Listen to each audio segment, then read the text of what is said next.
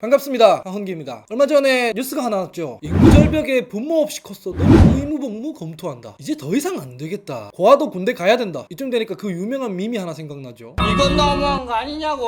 근데 이게 진짜 장난이 아닙니다. 한 해 태어나는 출생아 수가 30만 명이 안 되죠. 2023년에는 25만 명도 안 될 거라는 전망입니다. 근데 이 25만 명 중에 대충 한 절반이 남아라고 칩시다. 그럼 지금까지의 징병제도가 그대로 유지된다고 치면 이 25만 명의 절반이 한 20년 뒤에는 군대를 가겠죠. 대충 올려쳐도 한 13만 명 정도가 입대한다는 얘기입니다. 이래가지고 제대로 돌아가나? 이런 의문이 들죠. 아니 우리 현역 병역 자원이 한 48만 명 정도 되는데 이 정도 입대해가지고 이 군대가 돌아가냐고.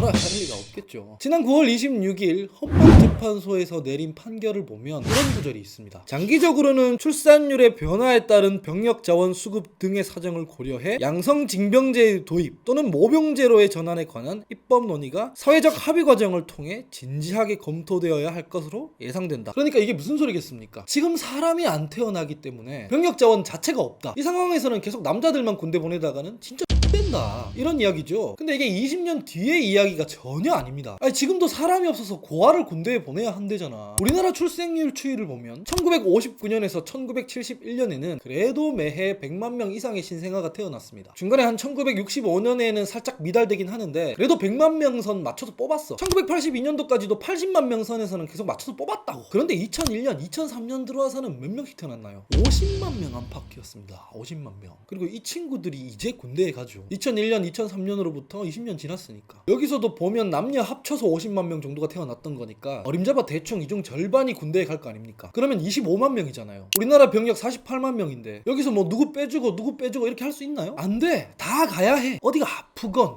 고아건 탈북자건 이게 무슨 20년 뒤의 문제가 아니라 이미 2000년대부터 출산율을 급락했기 때문에 당장 지금 충격을 받고 있는 거고 지금으로부터 뭐 5년 뒤 10년 뒤는 말할 것도 없겠죠. 2008년에는 2003년보다도 출산율이 더 떨어졌으니까요. 그래도 한 해 출생아 수가 40만 명 선을 유지한 게 2016년까지거든요. 그 뒤로부터는 쭉. 그래서 이제 얼마 전에 이런 밈이 돌았습니다. 서울 등명초등학교 학생 수 105명 1학년에 총 10명 두 반 정도가 있다고 하고 2학년은 18명 한 반 있다고 합니다.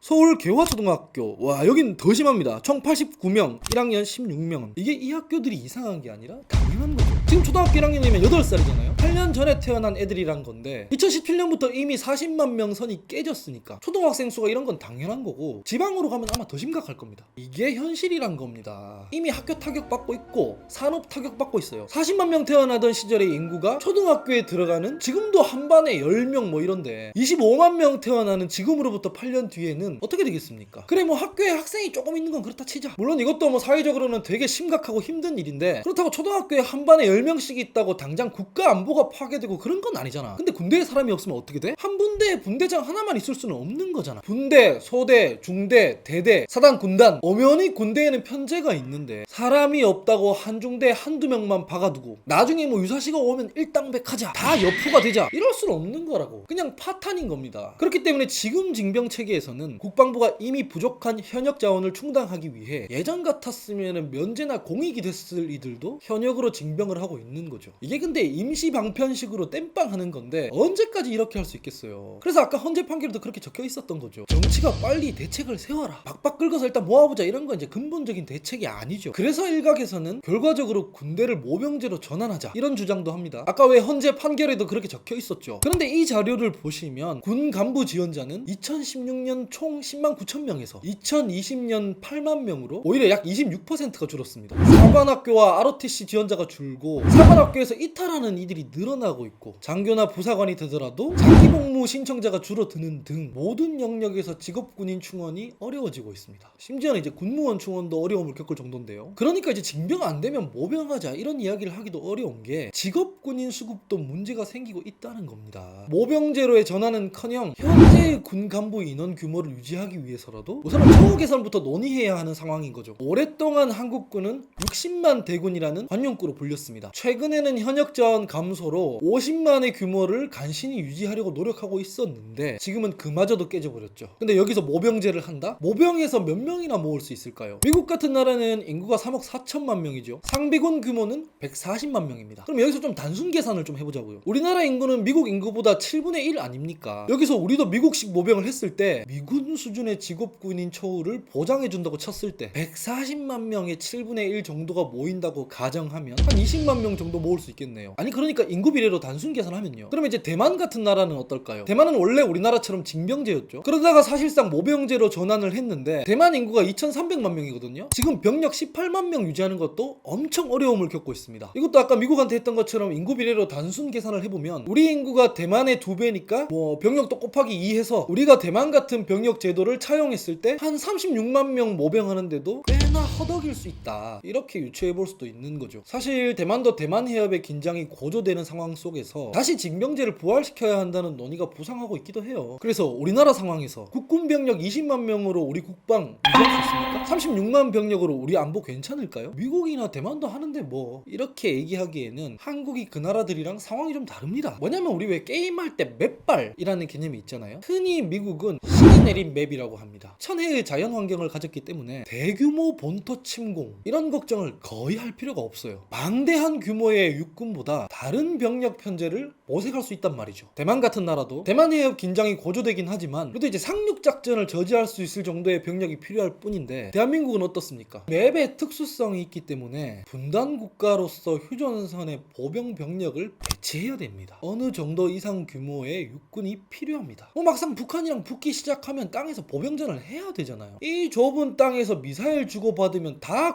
공멸이니까 아무리 성능 좋은 무기가 있어도 결국 보병이 필요하거든. 북한을 뭐 핵무기 제외하면 재래식 무기에서는 별로 위험한 국가가 아니라고 치더라도 그 너머엔 세계적으로 강대한 육군을 지닌 중국과 러시아가 있습니다. 러시아 우크라이나 전쟁으로 촉발된 전쟁 위기 시대에 한국이 섣부르게 병력 규모를 축소하기 어렵다는 근본적인 문제가 존재하는 거죠. 이런 상황에서 미국식으로 모병해서 한 20만 병력만 유지하자? 혹은 뭐 대만식으로 해서 한 36만 명 가지고 버텨보자. 이거 안 되는 이야기거든요. 우리는 우리 특수성이 따로 있는 거니까. 결국 나중에 경제 상황 등을 고려해서 모병으로 가든 어쩌든 간에 당장 이 10년 20년 내에 있을 파탄을 막으려면 이 징병제를 뜯어 고쳐놔야 됩니다. 지금 제도로는 끝장이니까요. 그래서 이 징병 남녀가 그저 유튜브의 코미디 컨텐츠가 아니라 지금 우리 앞에 닥친 현실이고 진지하게 정치권이 논의해야 하는 상황인데 열심히 하고 있나요?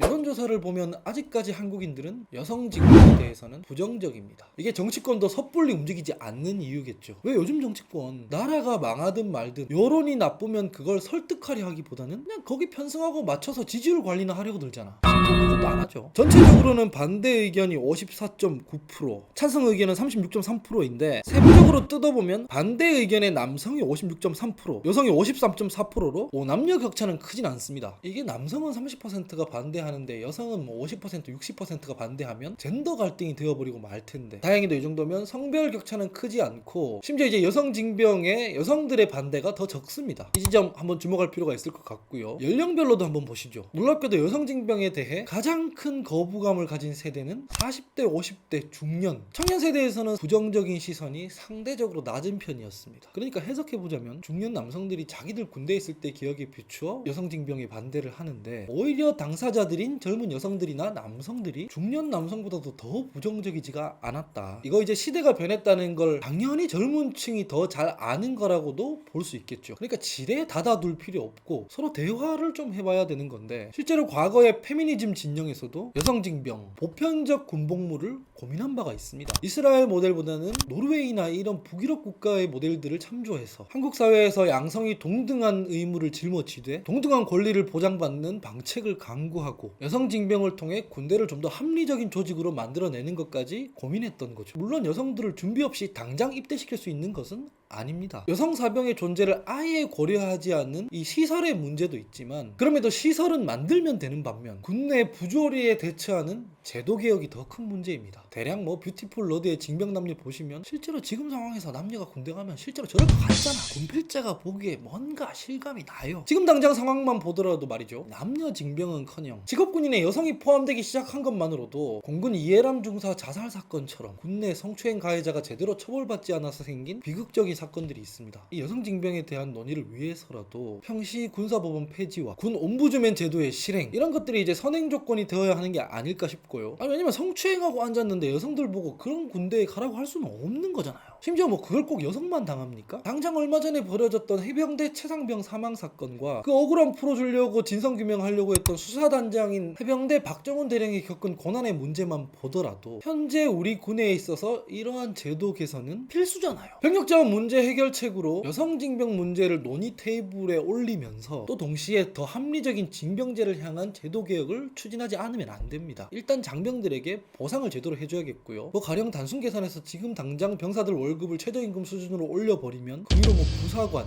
장교들 전부 다 연동돼서 임금 조정 이슈가 생길 거고 뭐 그에 맞춰서 공무원들 봉급 문제가 연동 안 될 수가 없거든요. 그래서 아마 예산 규모도 엄청 커질 거고 뭐 되게 복잡해질 겁니다. 그래서 이제 순차적으로 병사들 월급을 올릴 수밖에 없다고 한다면 이를테면 이런 방법도 있는 거거든요. 예컨대 우리나라에서는 한 해 20만 명 정도가 전역을 합니다. 이 사람들한테 월급과 별도로 전역할 때 일괄적으로 한 3천만 원씩 목돈을 뭐 이를테면 복무보상금 쪽으로 지원하는 겁니다. 20만 명이니까 예산이 한 6조 정도 더 늘어나는 거거든요. 우리나라 국방비 예산이 한 해 이 정도씩 막 늘어나 왔습니다. 그걸 이제 사람한테도 좀 쓰자고요. 그래서 우리 젊은 사람들이 자기 인생에서 한 1년 6개월 정도를 막 희생해서 군대에서 구른 대가로 그래도 국가에서 이 사람들 전역하고 나면 한 1년간은 돈 걱정 없이 뭐 생활비 걱정을 최소한으로 할 수 있게 한 3천만 원이든 4천만 원이든 이제 보상금을 지급하면 전역한 사람들은 그래도 1년간은 뭐 그걸로 공부에 집중하든 아니면 뭐 여행을 가든 취업 준비를 하든 그래도 이제 한 1년간은 먹고 사는 걱정을 최소화하면서 지낼 수 있게 되는 거 아니냐. 그 정도 보상은 좀 해줄 수 있는 거 아니냐. 이런 건데 이건 뭐 해볼 만한 정책이라고 저는 봅니다. 1년 6개월 군대 갔다 오고 목돈으로 3천만 원 들고 나올 수 있다 그러면 이거 고려해볼 사람들 그래도 꽤 있을 겁니다. 그럼에도 현실적으로 여성징병이 남녀 동등한 비율의 전투병력 편성으로 이어지기는 좀 어려울 겁니다. 현재 남성의 병력 의무 수행 방식도 현역, 공익, 대체복무 등으로 나눠져 있는데 대체복무 제도의 인권 존중적 취지를 후퇴시키지 않는 개편이 필요하다고 생각합니다. 그러니까 좀 더 넓은 맥락의 사회복무제의 틀에서 이 국방의 의무들을 수렴하여 재편하는 것이 바람직하지 않을까 싶습니다. 여성들의 경우에는 뭐 제도 시행 초창기에는 대부분 대체복무의 틀에서 편입된 이후에 시간이 지남에 따라 희망자들 중심으로 현역 자원에 배치되는 비율도 늘어날 수 있게끔 제도를 설계해야겠죠. 현재의 대체복무는 주로 교도소의 교정 업무에 배치되어 있는데 초고령화 사회로 돌봄 노동의 수요가 늘어나는 한국 사회의 현실 속에서 더 다양한 대체복무 제도의 수요도 있을 겁니다. 뭐 그리고 현역, 공익, 대체복무 제도 사이에선 뒤로 갈수록 기간은 길어지고 임금은 좀 박해지는 식의 좀 차등적 인센티브를 설계하면 공정성의 측면에서도 시비가 걸릴 일이 덜할 것 같고요. 징병제는 여러 가지 단점도 있지만 사회 통합의 관점에서 모병제에 비교할 때 지니는 뚜렷한 장점도 있습니다. 모병제 군대는 결국 빈자들의 자식만 군대에 배치하게 된다. 이런 말이 있죠. 결국 없는 직 자식들만 군대 가게 된다는 겁니다. 이건 이것대로 굉장히 큰 차별이거든요. 헌법상의 국방의 의무를 가난한 사람들 위주로 지게 되는 거니까. 지금은 뭐 남자들 다 군대에 가니까 보편 국민들이 군인에 대한 감정이입의 강도가 강하고 그 차별이나 부조리에 대해서도 굉장히 예민하게 반응을 하지 않습니까? 근데 없는 직 자식들만 군대에 가게 된다? 이러면 사회 대부분의 구성원들이 군인에 대해 감정이입을 하지 않게 될지도 모를걸요? 뭐 군부대의 전쟁 개입이나 해외 파병 같은 문제에서도 덜 민감하게 반응하게 될 수도 있겠죠. 징병제 군대는 사회 모두가 함께 짊어지는 공동체적 의무로 사고하게 되고 그들의 처우 문제를 우리의 아들들 문제로 받아들이게 하는 효과가 있거든요. 물론 지금까지의 한국군이 징병제의 그런 장점을 제대로 발휘하는 운영을 해왔다고 말하기는 어렵습니다. 하지만 향후에도 불가능하다고 단언할 필요는 없는 거죠. 인구 절벽의 상황, 이민을 장려할 수밖에 없는 한국 사회의 근미래에서 이주민 2세대 자녀들이 평등한 사회복무의 의무를 짊어지면서 우리 공동체를 지탱하는 공통체험을 형성하게 된다면 사회 통합에 더 큰 도움이 되지 않을까 싶고요. 정말 시간이 이제 별로 없습니다. 우리 정치권이 하루빨리 이 문제를 진지하게 다뤄야만 합니다. 오늘은 여기까지.